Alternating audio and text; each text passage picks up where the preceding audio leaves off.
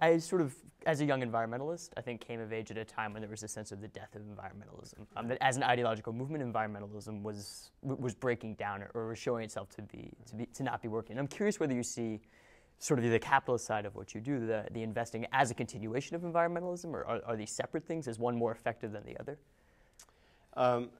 I think you have to do it all. And I was up here at Yale when the two gentlemen who presented the essay of Death of Environmentalism first came out. And they were brilliant, and it was controversial in what they did. The reason why we make investments, environmental investments, is we believe that it is an important component of solving the problems, that the environmental problems that we are facing are so large, they can't be solved entirely with traditional grant making and philanthropy. And so we believe that making investments in clean energy and sustainable agriculture and other things outside of our expertise are an important mix and complement traditional grant making. I'm not sure I answered. Did I answer? Yeah. Where do you think there was the place for that type of, or where's the place when where the investment model is less effective or more effective than philanthropy? I think that you need both. Right.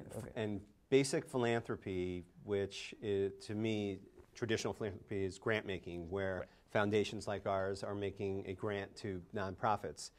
Here it is. It's a grant. It is an investment. We're making an investment in an organization, but we are not getting a financial return. We are only hoping that there is an impact return, a mission return of what's going on. There are many instances where that's not enough, and many of the organizations that we work with in the environmental world realized probably about 10 years ago that grant making isn't enough.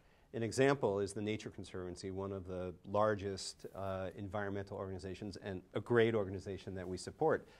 They have a very large budget that comes from philanthropy, but to save the land that they need to save for biodiversity all around the world is far greater. The dollars needed are far greater than they're going to get from fundraising.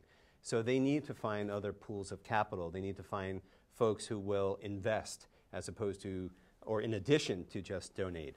Or they'll find individuals who own land who will treat their land responsibly.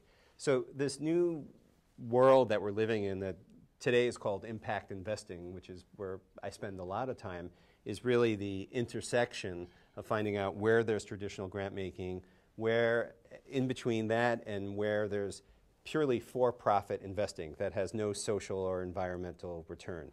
Where we are is in the middle, and there's a really need for all of that to happen.